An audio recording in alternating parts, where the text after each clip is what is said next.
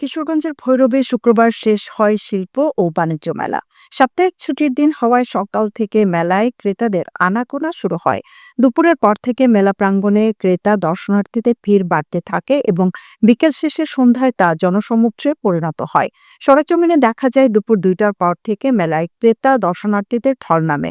Ticket কাউন্টারগুলোতে ছিল দীর্ঘ সারি। ক্রেতা বিক্রেতা উভয়ই শেষ মুহূর্তের কেনাকাটায় ব্যস্ত সময় কাটাচ্ছিলেন।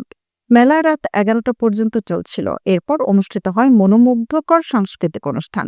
মেলায় আগত শিমুরকান্দি এলাকার দর্শনার্থী মামুন বলেন, ভালো লেগেছে, তবে মেলার ভিতরে ফুটপাতে অনেক হকার বসিয়ে মেলার মান নষ্ট করেছে। তাদের জন্য হাঁটতে অসুবিধা হয়।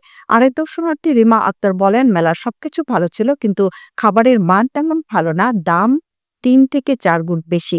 এদিকে মেলায় আগত কয়েক হাজার দর্শনার্থীর চাপ সামলাতে ৫০ জন পুলিশ সদস্য ও ৫০ জন আনসার সদস্য নিয়োজিত ছিলেন।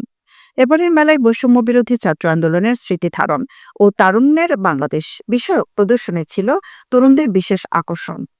মানে এই অনুষ্ঠানটা চাই বছর বছর হোক, আমরা আনন্দ যেন করতে পারি, সবাই যেন একসাথে এনজয় করতে পারে।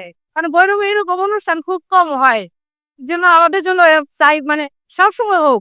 অনুষ্ঠিত এই ১ মাস ব্যাপী এই শিল্প ও বাণিজ্য মেলা উদযাপিত হয়েছে।